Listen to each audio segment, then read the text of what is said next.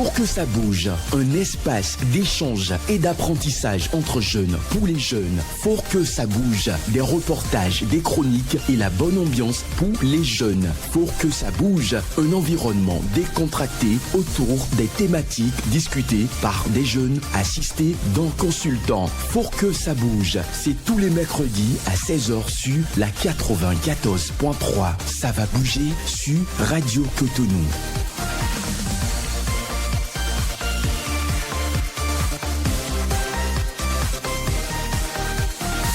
Vous êtes sur Radio Cotonou, mesdames et messieurs, et c'est bien votre émission Faut que ça bouge qui s'installe dans vos différentes demeures à partir donc de cet instant. Merci de nous recevoir chez vous.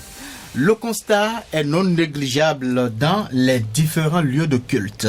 Certains jeunes, prétextant du temps de culte ou de la messe, vont s'adonner donc à des actes de débauche.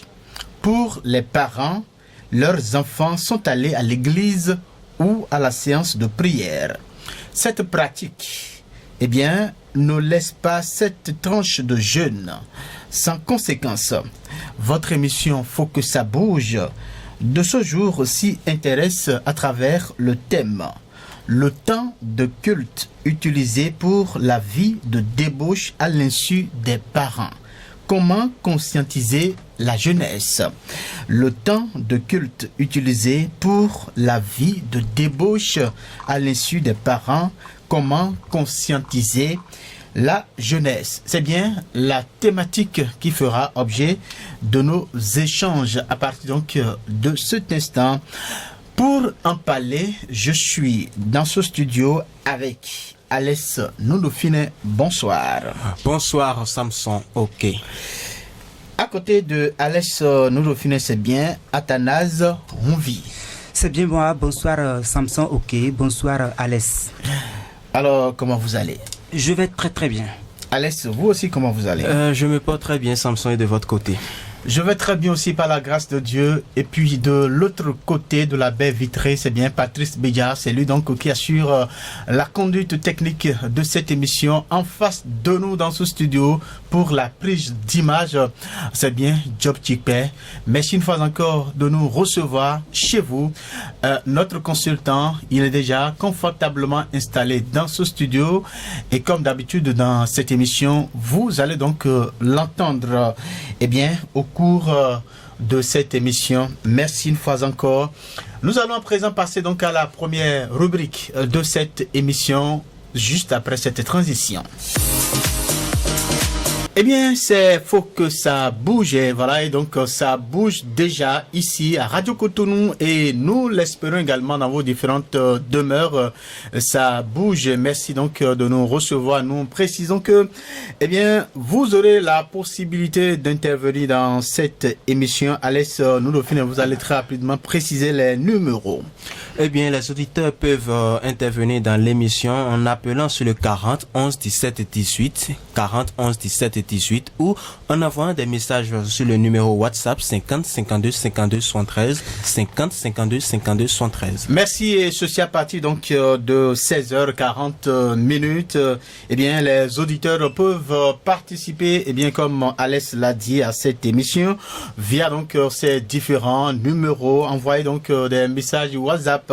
On va les lire en direct donc dans ce studio. Alors, nous sommes de plein pied dans la première partie, de cette émission, la première rubrique. Et Patrice Béja nous a déjà introduit. Alès Nounoufine, vous avez réalisé un reportage sur la thématique qui fait objet de nos échanges. Nous allons écouter ce reportage et puis on revient pour les échanges. Il n'y a pas de jour consacré à l'adoration du Seigneur dans les divers lieux de culte. Les dimanches, par exemple, aux différentes heures de culte, certains jeunes profitent de ces laps de temps pour s'adonner à d'autres activités n'ayant aucun rapport avec la religion. Pour certains jeunes, cela revêt un certain avantage. Il nous l'explique à travers des anecdotes. Je me rappelle encore de la première fois où j'étais à l'église pour voir mon petit ami. C'est vrai que j'étais un peu distraite parce qu'à la fin, je devais le voir et tout. Et aussi, il faut dire que les parents ne me laissaient pas sortir, pas du tout.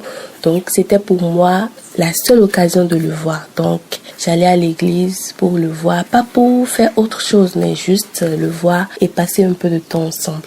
Je me rappelle ce jour-là, je devrais amener mon petit cousin à son cours de catéchisme. Et je lui ai remis la carte et je lui ai dit, bon, toi va à l'école, après tu rentres. Moi, je vais quelque part d'autre. Au lieu de rester avec lui, je l'ai laissé et je suis allé voir la fille en question chez elle.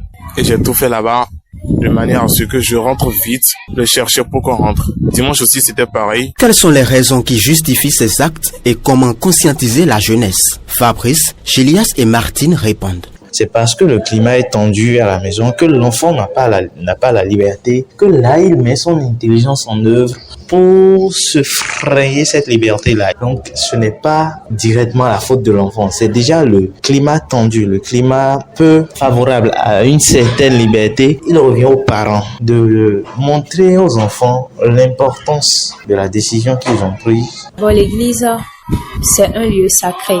C'est un sanctuaire. On ne peut pas l'utiliser pour satisfaire des besoins de déviance. Il faudrait donc que la jeunesse prenne conscience de son importance et aussi des conséquences de leur acte. Et d'ailleurs, pourquoi ne pas dire la vérité aux parents? Nous avons un défaut ou bien un manque d'éducation sociale et civique. Donc je crois qu'il faudra beaucoup mettre l'accent sur l'éducation civique, morale et sociale. Comme l'ont énuméré ces jeunes, nombre de raisons peuvent pousser les jeunes à préférer le temps de culte à d'autres activités. Néanmoins, il serait judicieux de faire la part des choses. Merci à vous, Alex Dauphiné, pour ce reportage. Donc, la conclusion de votre reportage dit que il est important qu'on fasse donc la part des choses. Alors, dites-nous, selon vous, quelle est cette part que vous souhaitez qu'on fasse? Eh bien, merci beaucoup, Samson, pour la question. Déjà, il faut souligner que cela demander une permission pour pouvoir aller à l'église et se retrouver à un point, je dirais, quitter un point A et se retrouver à un point Y, par exemple.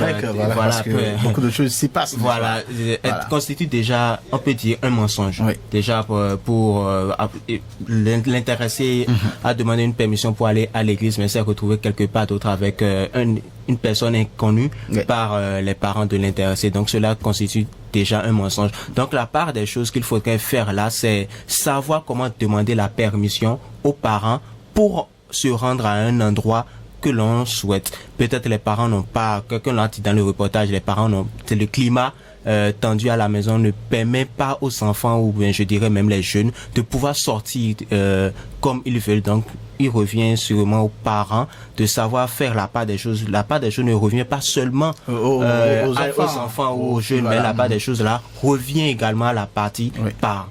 Oui. Alors, dans votre reportage, il y a eu des témoignages vivants. Voilà, quelqu'un qui a raconté un peu. Des personnes. Voilà, donc ils ont raconté ce qu'ils ont vécu. Alors, à la fin, l'autre dit, vous l'avez dit il y a quelques instants, c'est le climat tendu à la maison qui amène donc ces jeunes, voilà, à se créer ces moments-là ou à profiter de ces moments-là, prétextant de la messe pour aller donc vivre ces moments. Donc voilà. Alors, et dites-nous, est-ce que le climat tendu à la maison, c'est une raison pour vraiment quitter la maison au lieu d'aller à l'église, prier Dieu, voilà, se rendre quelque part. Oui, le climat tendu là, c'est vraiment une raison. Effectivement, le climat tendu là peut constituer une raison parce qu'il y a des parents qui n'aiment pas du tout que leurs enfants sortent de la maison.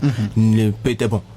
On peut prendre le cas de certains parents qui obligent même certains de leurs enfants à être accompagnés par peut-être un autre parent, peut-être un cousin âgé, un grand frère. Ça a été le cas dans le reportage. Voilà, lui, il a accompagné son petit frère pour aller à la catéchèse. Mais là, au lieu de rester avec l'enfant jusqu'à la fin, il a profité, donc il a calculé le temps de la fin pour revenir chercher l'enfant. Donc il y a tous ces facteurs-là à prendre en compte. Il y a aussi d'autres cas où les parents même carrément, ou soit c'est eux-mêmes les parents qui accompagnent l'enfant, peu importe l'endroit où ils veulent se rendre. Donc c'est comme si les enfants là sont dans un cachot, dans une prison, donc ils sont obligés là prendre par d'autres moyens pour pouvoir obtenir cette certaine liberté-là. Voilà.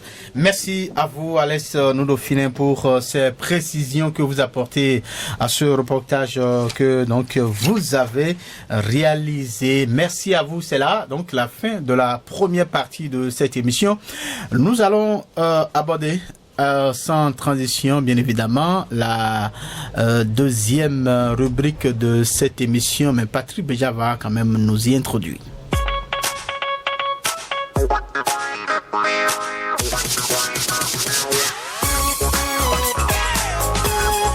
Que dit la toile? Qu'est-ce que les gens disent sur la thématique, voilà, sur les différentes plateformes que nous avons parcourues? Et c'est bien Athanase qui va donc se charger de nous faire le résumé de tout ceci. Athanase, à nouveau, bonsoir.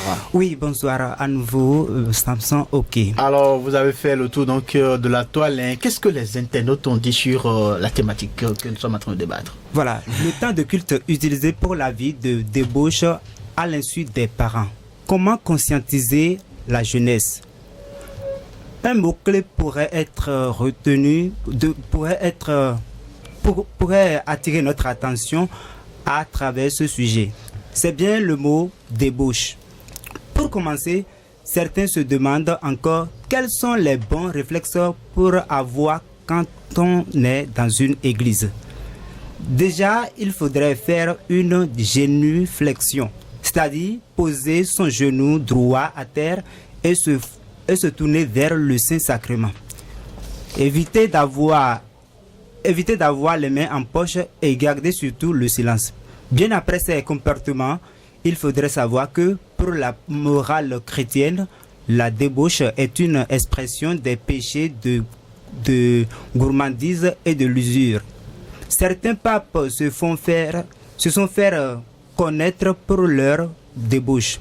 L'un des cas les mieux connus de la papauté catholique est celui d'Alexandre VI qui aurait notamment organisé une orgie le 31 octobre 1501 à laquelle il aurait demandé l'assistance de ses propres enfants. En droit, la débauche peut être rapprochée de la notion de corruption des mœurs. Les mémoires de Fanny Femme de plaisir et de l'écrivain anglais John Cleland, l'un des premiers romans érotiques de la littérature anglaise, est un exemple connu de condamnation pour incitation à la débauche. Alors Samson, voilà quelques conseils prodigués pour sauver la jeunesse de la vie de débauche. Alors, Athanase, merci donc pour le travail. Alors, si je comprends bien, c'est surtout le thème débauche là, donc qui a intéressé les internautes. Voilà, c'est le thème débauche qui a beaucoup plus intéressé les internautes dans le sujet. Voilà, donc c'est surtout ça. Alès, voilà, qu'est-ce que vous avez à dire par rapport à ce que Athanase vient de présenter. Donc, surtout, c'est le thème, voilà, le vocable débauche qui a intéressé les internautes. Oui, bien, le thème débauche, comme Athanase l'a dit, est peut-être considéré comme un mot-clé de ce sujet dont nous débattons cet après-midi. Ouais. Donc, il faut, par rapport au sujet, plusieurs sont ces cas-là que nous rencontrons aujourd'hui où les personnes, les jeunes prennent des permissions pour se rendre dans d'autres endroits autres que l'église. L'église, voilà. C'est ça. Alors, merci à vous, Alès Noudofilin, pour suivre cette émission. Mais il faut rappeler que les auditeurs peuvent donc commencer par envoyer leur message via le numéro 50 52 52 73 50 52 52 73 ou commencer par appeler à partir donc de 16h40 par le numéro 40 11 17 18 40 11 17 18 ou également 50 52 52 73. Nous allons à présent passer donc à la rubrique suivante de cette émission.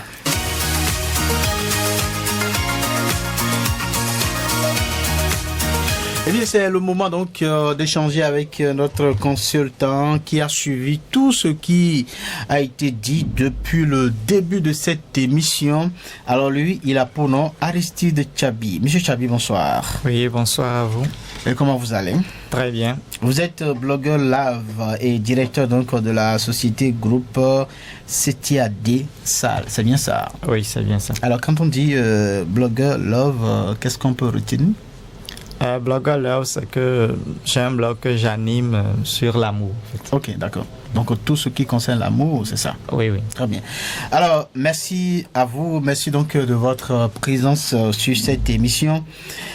Monsieur Tchabi, vous avez suivi, je le disais tantôt, tout ce que les internautes ont dit, enfin, le reportage, voilà, tous ceux qui sont intervenus, tout ce qu'ils ont dit. Alors, dites-nous, est-ce que cette pratique, il faut dire les jeunes qui prétestent de la messe ou de la séance de prière pour aller faire d'autres choses que nous appelons débauche.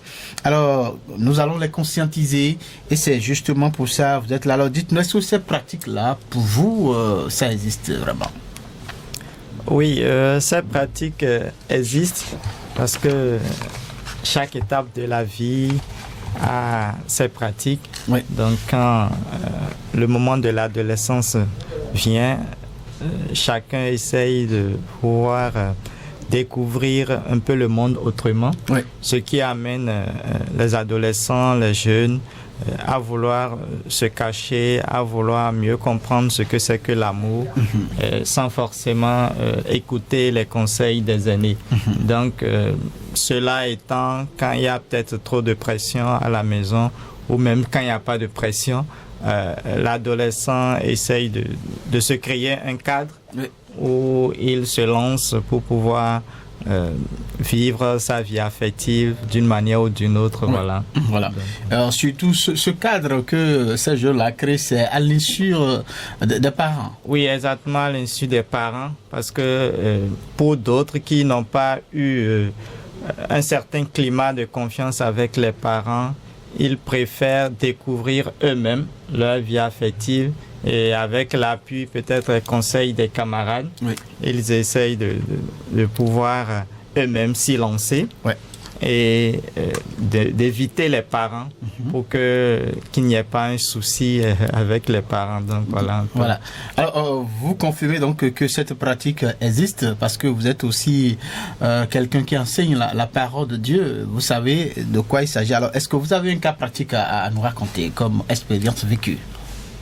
Ou des enfants que vous avez connus sont allés, ils ont quitté la maison pour aller peut-être à la catéchèse ou à un culte ou à une messe, mais finalement se sont retrouvés à d'autres endroits et finalement ça a été découvert. Est-ce que vous avez vécu un cas comme ça? Bon, je n'ai pas vécu un cas pratique de façon textuelle, mais ce que je sais, c'est quand même quand on va à la messe, surtout pour peut-être des cultes qui sont des cultes de soirée. Après le culte, il y a quand même ce brassage qui se fait entre jeunes, l'occasion d'échanger, de se faire des avances et tout. Et le plus souvent, les jeunes aiment les cultes du soir pour les églises qui en ont, parce qu'ils savent qu'avec l'obscurité, on peut faire d'autres choses. Beaucoup de choses, voilà. On peut aller dans d'autres sens. Donc voilà un peu... Si c'est après le culte, je pense que le problème ne sera pas aussi criard que ça. C'est que ils disent qu'ils vont à ce culte-là, mais finalement ils n'y vont pas. Et puis ils se retrouvent, si c'est une fille, elle va se retrouver chez son copain. Voilà, c'est le moment de partager des moments de plaisir ou je ne sais quoi. Et puis, à l'heure pile, la fin de ce culte-là, elle se retrouve à la maison. Et voilà, pour les parents, notre fille est allée à l'église, à la séance de prière. Oui, c'est vrai. Ça arrive, ça peut arriver. Et surtout avec les réseaux sociaux maintenant, les smartphones, rapidement, à un moment précis du culte, on peut envoyer un message, je suis déjà là, et sortir comme si on veut aller aux toilettes et rapidement on va. Et parfois peut-être être en contact avec un autre ami qui est là. Est-ce que la messe est finie? Est-ce que vous êtes déjà sorti? Donc, pour avoir quand même des renseignements sur comment la messe pour pouvoir s'organiser et ne pas déborder sur le temps, n'est-ce pas? Voilà. Même dans ce cas, je me dis, c'est possible même en présence des parents, parce que si elle vient et qu'elle décide de s'asseoir avec ses camarades, peut-être derrière c'est possible toujours qu'il y ait ce type de comportement parce que les parents sont devant, concentrés, elle est derrière, donc le temps que le culte ne finisse, si elle sort, les parents ne sauront pas si elle est aux toilettes ou quelque part, donc elle revient tout juste, si surtout elle a une personne qui est là et qui lui donne les orientations, l'étape du culte et ainsi de suite. Voilà. Alors donc ces filles ou ces jeunes qui s'adonnent à ces jeux pourraient donc avoir leur complice, qui leur donne des renseignements au fur et à mesure que le culte évolue, la messe évolue, la catéchèse évolue, tout ça. Oui, exactement, parce que souvent, c'est vrai, de façon singleton, ça arrive, mais le plus souvent, on a un camarade qui essaye de te pousser dans le feu de l'action. Vas-y, fais ça. Si tu ne fais pas ça, tu ne pourras pas découvrir c'est quoi l'amour. Il faudrait que tu puisses vraiment t'y lancer. Imaginez ces moments-là. Parce que moi-même, au moment de l'adolescence et quand je suis venu au campus, j'ai eu des conseils pareils. On te dit, ça concernant vous-même, n'est-ce pas? Oui. D'accord. Il faudrait que tu puisses faire telle chose, et voilà. Alors, Monsieur Chabi, dites-nous, qu'est-ce qui pourrait amener une jeune fille ou un jeune garçon, donc vraiment à se donner à ce comportement-là? Est-ce qu'on pourrait tout au moins craindre Dieu dans ça? Oui, ce qui peut amener un jeune à se donner à laisser le culte. À laisser le culte et aller à autre... Pour cette activité, c'est le fait de ne pas être vraiment attaché à Dieu. Et le fait de ne pas être attaché, c'est un manque de conversion en fait. Donc la personne n'est pas convertie, la personne n'a pas vraiment rencontré Dieu. La personne ne sait pas qui est vraiment Dieu.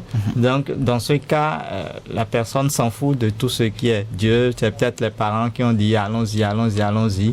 Et la personne se sent forcée, la personne se sent obligée par les parents de faire quelque chose qu'elle n'aime pas. Donc, tout ça peut amener la personne à vouloir ignorer le culte et à faire ce qui lui vient à la tête. Parce qu'elle se dit ce qui me vient à la tête, c'est ça qui est meilleur. Et on s'y lance. Donc, c'est de voir comment, avec les parents, en fait, le rôle vient beaucoup plus au niveau des parents et aussi des responsables religieux. Voilà. Alors, dites-nous, vous l'avez commencé par le dire, est-ce que les parents n'ont pas eux-mêmes une part de responsabilité dans cela? Parce que quelqu'un l'a dit tout à l'heure, à la maison, il y a un climat tendu. Voilà, on ne permet pas aux enfants de s'éclater à un moment donné. Et donc, voulant coûte que coûte vivre ces expériences, l'enfant peut profiter de ce moment de messe, de prière-là, pour s'offrir donc ces moments de plaisir. Est-ce que les parents ne partagent pas une part de responsabilité dans cette histoire-là? Oui, les parents partagent une part de responsabilité, mais pas forcément dans tous les cas. Mais je pense que s'il y a un climat d'entente entre les parents, disons papa, maman, c'est vrai, partout il n'y a pas papa et maman. Mais si papa et maman sont là ensemble, s'il y a vraiment un climat de confiance entre les deux, et ils sauront instaurer un climat de confiance avec les enfants. Et ce climat de confiance va permettre aux enfants de s'ouvrir à eux et de pouvoir vraiment leur confier tout ce qui arrive, tout ce qu'ils découvrent de leur vie et autres. L'autre chose, c'est aussi le travail qui fait courir les parents. Les parents ne sont jamais là. Pour pouvoir avoir une oreille attentive pour les enfants. Donc, ils quittent la maison peut-être à 5 heures, ils reviennent à 22 heures. Et les enfants ont des conseillers dehors Donc, ça ne permet pas de pouvoir échanger avec les parents. Donc, il y a tout cet aspect-là qui crée cette difficulté qui amène les jeunes à pouvoir avoir des conseils de leur père et s'y lancer comme ils le peuvent. Voilà. Alors, est-ce que vous ne pensez pas que les enfants ont aussi cette peur-là de se faire rejeter par les parents lorsqu'ils viennent demander une permission pour aller quelque part, par exemple? Oui, c'est pour ça que je parlais d'un climat de confiance, parce que quand l'enfant vient vers toi pour te dire je veux aller voir tel ami, la manière dont le parent réagit, c'est ça qui fera que une autre fois l'enfant va chercher un autre moyen de pouvoir s'échapper et ne pas vouloir forcément demander une permission. Mais si la première fois le parent essaye d'accueillir l'enfant d'une manière douce, de pouvoir mieux comprendre les choses et de le conscientiser, de l'aider, toutes les fois, l'enfant sera ouvert à pouvoir vraiment demander des permissions, dire là où il va. Exactement, là où il va. Alors, selon vous, c'est à partir de quel âge on peut commencer par conscientiser ses enfants? Là, c'est déjà depuis le très bas âge, déjà à 5 ans. Voilà. Déjà à 5 ans, faudrait échanger avec ses enfants, dire quand tu vas quelque part, il faut me dire là où tu vas, quand tu vas. Donc, c'est déjà dès le bas âge que cela commence et le climat de confiance s'installe jusqu'à l'adolescence, la jeunesse, ainsi de suite. Voilà. Alors, nous allons aborder à présent les conséquences qui pourraient découler de cette pratique-là, de ce comportement-là au niveau de la jeunesse et aussi au niveau donc des parents. Alors, de façon pratique, un jeune qui s'adonne à ce genre de comportement, qu'est-ce pourrait être d'éventuelles conséquences sur son éducation, sa vie et tout le reste? Bon, les conséquences, la conséquence peut-être la plus grave qu'on peut voir, c'est si c'est une fille, qu'elle tombe enceinte. Enceinte, voilà. Et si elle tombe enceinte, soit elle peut ne pas informer les parents et vouloir avorter, cela peut entraîner à la mort. Voilà. Et là, c'est une perte pour la famille. Et l'autre chose, c'est que il y a des maladies sexuellement transmissibles qui sont là, où le jeune peut facilement se choper ces maladies-là. Et cela agit après sur sa sexualité tout au long de sa vie, créer une infertilité et après dans la vie de couple il y a des soucis à pouvoir concevoir et autres. En dehors de ça, il y a au niveau des études, parce que quand l'adolescent commence par s'ouvrir à la vie amoureuse et n'est pas cadré d'une certaine manière, l'adolescent qui était peut-être premier facilement peut dégringoler et aller à la 20e place, parce que tout son souci, c'est comment échanger avec l'autre, comment rencontrer l'autre. Le cahier n'est plus le souci principal. Voilà. Donc ça agit forcément sur le rendement au niveau des études. Le rendement scolaire, voilà. Le rendement scolaire, académique. Académique, oui. Voilà, donc ce sont là autant donc de conséquences néfastes qui pourraient arriver sur quelqu'un qui s'adonne à cette pratique-là, surtout donc les jeunes.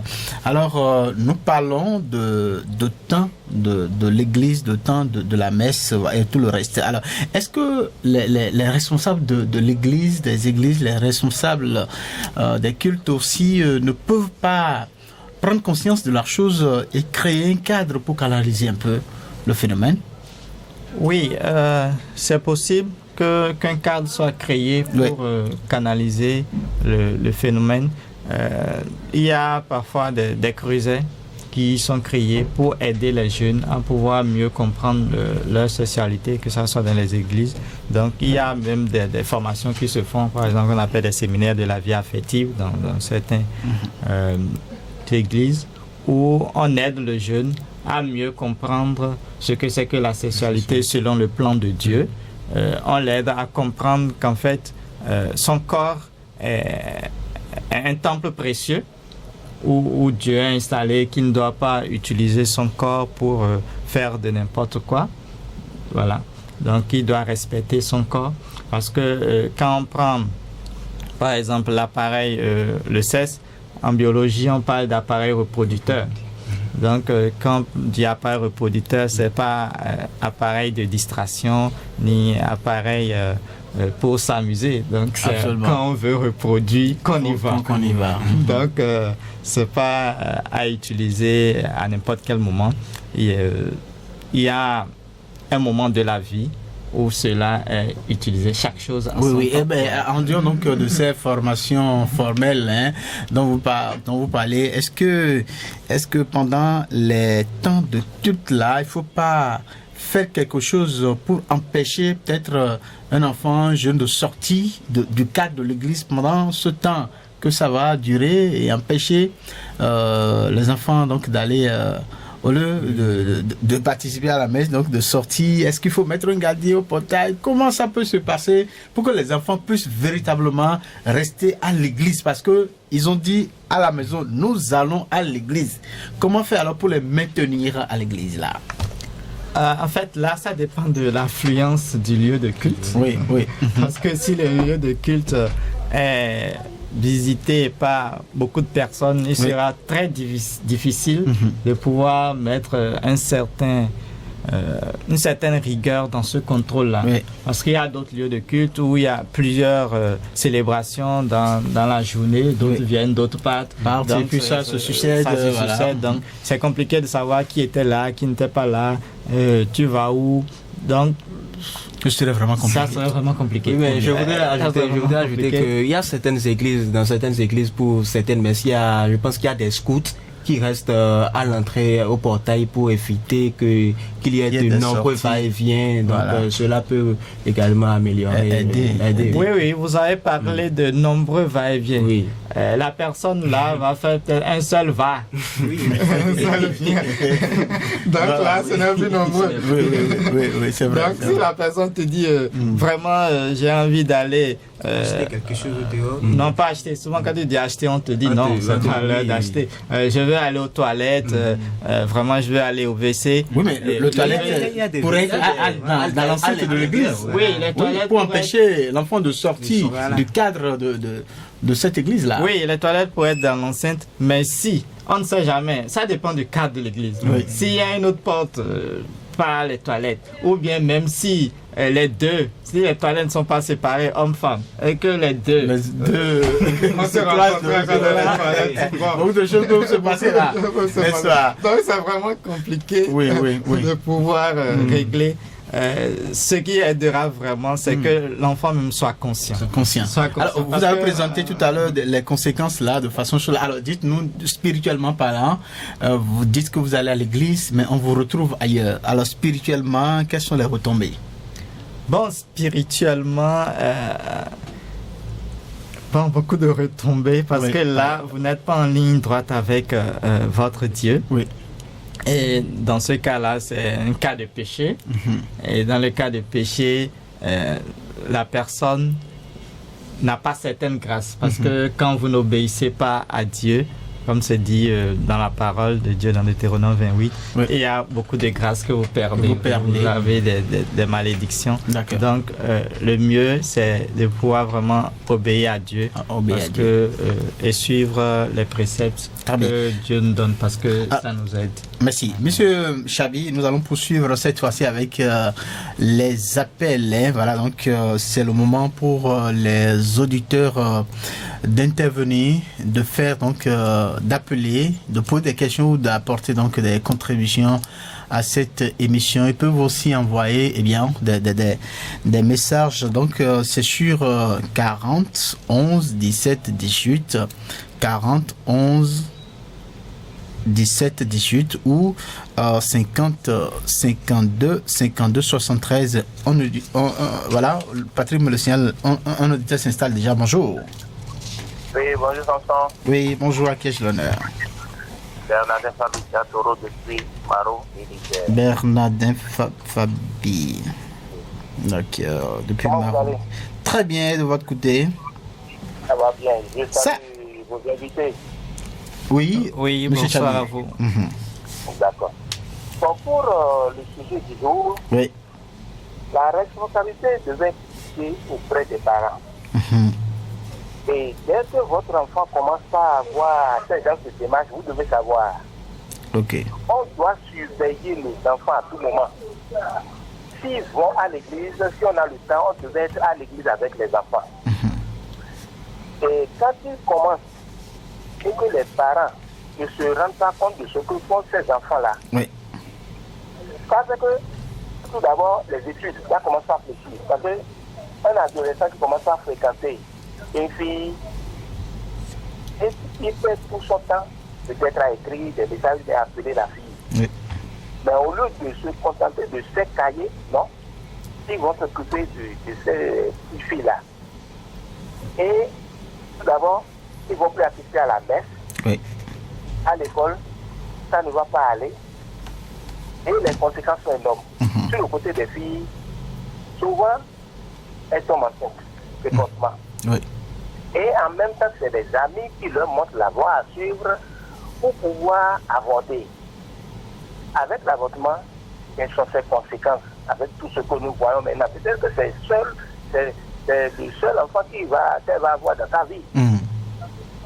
Et aussi, puisque elles ont déjà goûté, ça les envoie à la débauche. Si les parents ne s'occupent pas de ça très tôt. Je suis avec un ami ici, on est en train de parler de ça et le sujet est arrivé. Où il a très tôt corrigé son enfant.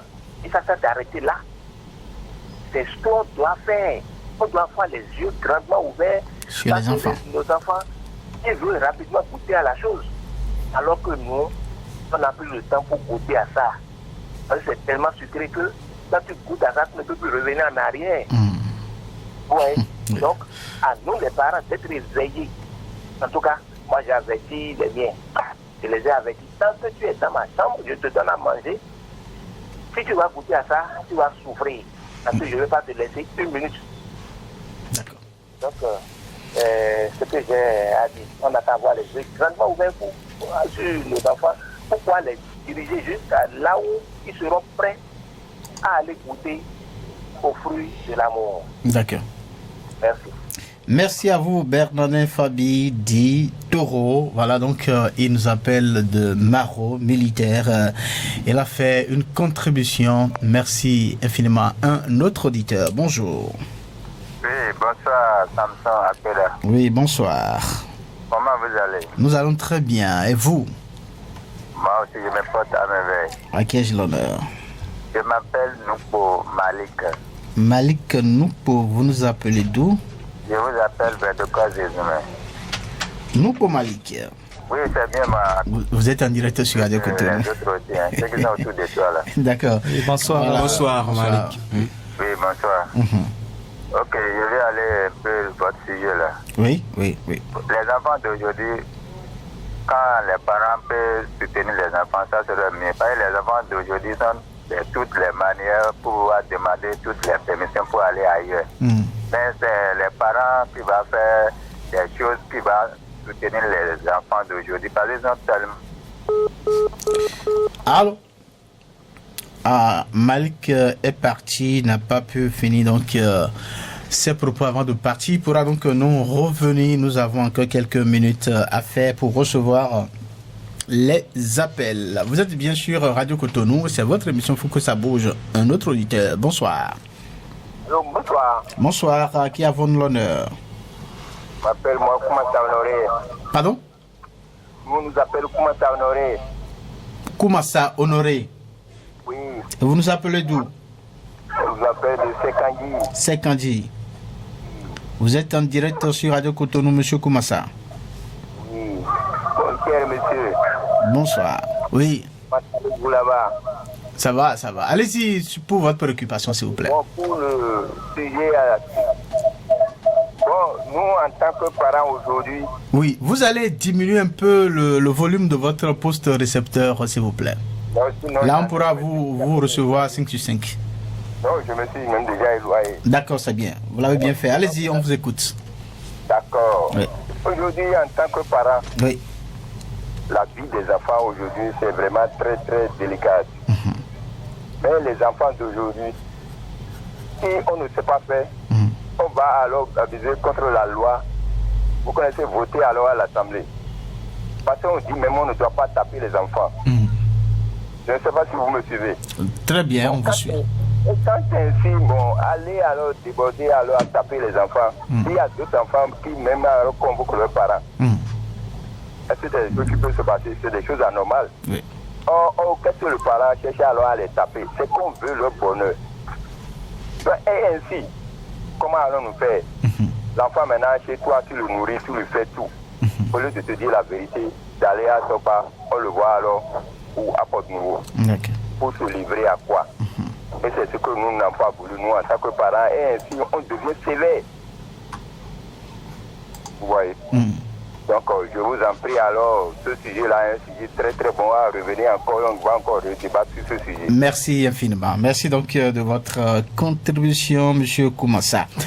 Alors, un autre auditeur. Bonsoir. Allô? Oui, allô, bonsoir. Oui, bonsoir, bonsoir. Oui. On m'appelle Badessi Maurice, j'appelle de Paou. Maurice Badessi. Badessi. Oui. D'accord. Vous êtes en direct sur Radio Côte. Je vous appelle depuis Paou. Paou, ok. Monsieur Badessi, on vous écoute. Ok, au fait, concernant le sujet, oui. Les parents doivent normalement commencer par avoir certaines discussions avec les enfants depuis leur bas âge. Maintenant, il n'y aura plus normalement de sujet tabou avec les enfants pour que les enfants plus tard cherchent maintenant à découvrir certaines choses au dehors. Donc, en ce sens, déjà que l'enfant a commencé par avoir certains âges, bon, déjà 17 ans et 15 ans, comme ça, bon, les parents doivent normalement dire, mon fils ou bien ma fille, déjà à ton âge, il va falloir que tu aies certains comportements, ou bien tu dois commencer par découvrir certaines choses de maintenant dehors, mais c'est que les parents doivent amener les enfants à avoir confiance en eux, au point de ne plus chercher à avoir d'autres confidents au dehors. Donc les enfants, comme ça, les enfants pourront maintenant considérer leurs parents comme leurs propres confidents, au point de ne plus chercher à écouter les copines ou bien les copains du dehors. Les amis de dehors, voilà. Les amis de dehors, qui les conseillent maintenant d'aller faire quoi que ce soit. Donc c'est un peu ça, bon, ce que je peux dire par rapport au sujet. D'accord. Merci à vous, Monsieur Badessi. Voilà, donc on vous a reçu. Merci également donc pour votre contribution. Eh bien, nous allons prendre le dernier auditeur avec la complicité de Patrice Béja, avant donc de poursuivre par-ci. Allô, bonjour, bonsoir. Oui, bonjour, monsieur le journaliste. Oui, à qui ai-je l'honneur? Bonjour, Prosper. Pardon? Bonjour, Prosper. Prosper Honsou. Exactement. Vous nous appelez d'où, monsieur Honsou? Je vous appelle depuis DJ à Kokoro. DJ, vous... Voilà. Je vous ai remercié pour le sujet que vous avez amené. Oui, vous allez éteindre votre poste récepteur, s'il vous plaît. Voilà. Voilà, puisque ça nous empêche de vous entendre nettement pas ici. C'est bon? Vous l'éteignez ou vous éloignez de ce poste? Ben c'est bon maintenant, non? Oui, ça peut aller. Voilà. Donc, ce que je vais vous dire, c'est une question que je vais vous poser. Allez-y. Si vous êtes un parent, c'est vous qui va éveiller sur ces enfants-là. Maintenant, peut-être subitement, soit avec votre femme, vous êtes séparés. Comment tu vas gérer cet enfant-là? Parce qu'il reste toi seul. Peut-être c'est la mère, il reste, bien c'est le papa qui reste. Comment tu peux gérer ça? Parce qu'aujourd'hui, maintenant, ils ont voté la loi à l'Assemblée qu'on ne tape pas l'enfant. Maintenant, comment on fait? Moi qui parle ici, avant, mon parent me tape correctement. Donc, c'est là, c'est ça. Donc, j'étais ici, ce que j'ai aujourd'hui, à cause de ça, c'est maintenant, ils ont refusé de taper. Maintenant, comment on fait? En train de parler, on ne veut pas comprendre ce qu'on est en train de dire. Comment on fait? Je vous ai posé une question. Je vous remercie, merci à tout à l'heure. Merci à vous pour votre appel et pour votre question. Notre consultant est là. Il pourra donc vous répondre dans un instant. Nous allons à présent donc arrêter de prendre les appels. On va revenir donc dans ce studio. Alors, Monsieur Tchabi, la plupart de ceux qui ont appelé, c'est toujours la question de la responsabilité des parents. Les parents sont toujours indécis. Voilà. Alors, qu'est-ce que vous en dites? Oui, la grande tâche revient aux parents qui doivent savoir comment échanger avec leurs enfants depuis le bas âge et créer ce climat de confiance-là. Voilà. Même depuis le sein maternel. Et maintenant, pour les parents les enfants qui ont un seul parent, soit papa, soit maman. Oui, c'est un peu la question de monsieur Moussou Prosper. Oui. Voilà. Au cas où les parents sont séparés. Comment on pourrait arriver à cadrer ces enfants-là, le seul parent qui reste? Oui, le seul parent, c'est aussi par des échanges avec l'enfant. Parce que le bâton ne règle pas tout. Le bâton ne règle pas tout, c'est vrai. Il faut pouvoir discuter. Quand on était, à un moment donné, quand on était jeune, on tapait et tout. Actuellement, ce n'est pas ça. Mais le bâton ne règle pas tout. La communication est plus adéquate pour pouvoir mieux conscientiser les jeunes, pour pouvoir leur montrer le bien et le contre des choses, des situations. Donc, c'est en échangeant avec les enfants, trouver des cadres d'échange, ça qui permettra de pouvoir leur conseiller que la chasteté est la mieux des choses. Et c'est ça qui aide vraiment. Très bien. Alors, est-ce que vous ne pensez pas que, dans le cadre du sujet dont nous sommes en train de parler, est-ce que vous ne pensez pas que l'éducation religieuse aussi est en train d'être... l'éducation religieuse n'assume pas pleinement sa part de responsabilité? Oui, on peut le dire d'une part que l'éducation religieuse n'assume peut-être pas pleinement, mais l'éducation religieuse apporte quand même quelque chose par rapport à la vie de l'adolescent, parce que moi je dirais que j'ai reçu quand même beaucoup de l'éducation religieuse. J'ai reçu des parents, mais j'ai reçu beaucoup aussi de l'éducation religieuse parce que je quittais les parents déjà après le bac, seul à Calavi.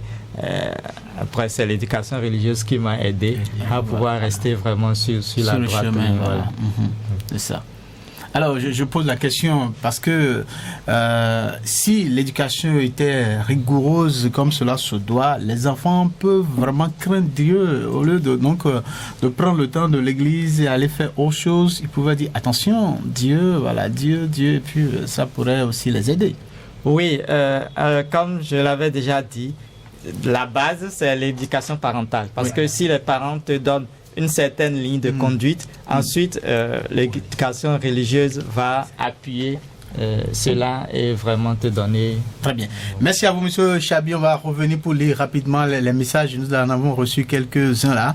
Allez, nous finir très rapidement. Bonsoir, le plateau. Pour le sujet du jour, la responsabilité incombe mieux aux parents car après tout, ils sont les seuls qui peuvent décider de l'avenir de leur progéniture. Loin de là, le côté spirituel est de miser la prière. C'est un message de Torien à Moussouvi depuis Bedro Mende. Très bien. Pour Dr Atanda, visiblement l'éducation religieuse est en train de faillir face à cette nouvelle génération. Et pour lui, il faudrait urgemment associer l'effort culturel et mental des parents et non confier à 100% l'éducation des enfants aux versets religieux. Et un message me provient de Joël Le Cède qui salue le plateau. Pour lui, vraiment ce sujet vient de déterrer en lui de mauvais et très bons souvenirs. Je cite, je peux juste dire en une seule phrase que cela provient du manque de liberté et de la découverte personnelle enfantine. De nos jours, il ne faudrait pas que plusieurs thèmes soient des sujets tabous entre les parents et les enfants. Voilà. Merci donc pour ces différents messages. Alors, on revient dans ce studio pour dire les derniers mots pour conclure cette émission très rapidement. Alès Dauphiné, c'est la fin de cette émission. Vous avez quoi à dire en une seconde? En une seconde, je pourrais dire que les parents doivent favoriser le débat parents-enfants pour pouvoir améliorer les conditions de discussion bien entre leurs enfants et eux. Très bien. Athanase, très rapidement. Oui, je voudrais demander à nous les jeunes d'écouter les conseils des parents et de ne pas se donner à cette vie de débauche parce que ça ne conduit pas à bon port. Et je voudrais également demander aux parents de diminuer un peu leur rigueur parce que cela nous conduirait parfois à quelque chose bon, à des dérives. Voilà. Ouais, Donc, très bien, très bien. Donc, moins de rigueur voilà, vis-à-vis des enfants, c'est important aussi. Alors, Monsieur Chabi, dites-nous, nous sommes à la fin de cette émission en guide de conclusion et qui va également faire office de conseil parce qu'il s'agit de conscientiser la jeunesse. Alors, très rapidement. Alors, j'aimerais inviter tous mes frères et sœurs jeunes à pouvoir vraiment mettre la vie sexuelle à un peu plus tard, parce que ils ont tout l'âge adulte pour pouvoir vivre dans un foyer et découvrir la sexualité et autres. Donc, je leur demande de pouvoir vraiment vivre la chasteté qui va leur permettre d'éviter beaucoup de choses, que ce soit les maladies sexuelles, que ce soit les maladies spirituelles, parce que la débauche entraîne aussi des maladies spirituelles. Donc, ça va les aider également à pouvoir rester focus sur leurs études. Donc, mon mot d'ordre, chasteté, chasteté et chasteté. Et chasteté, voilà. Merci à vous donc pour cette belle conclusion qui vient conscientiser effectivement la jeunesse. Et donc, nous sommes à la fin de cette émission. C'est Patrick Beya qui nous a conduit techniquement parlant. Job Chikpe était là donc pour la prise d'image. J'ai été accompagné voilà, par Alès Noudofine, Athanase Rouvier. Nous avons reçu ensemble Monsieur Chabi. Merci de nous avoir reçus chez vous. Prochain rendez-vous, Alès Noudofine. Mercredi prochain, même fréquence, même heure. Merci à vous et portez-vous bien. Pour que ça bouge, un espace d'échange et d'apprentissage entre jeunes, pour les jeunes. Pour que ça bouge.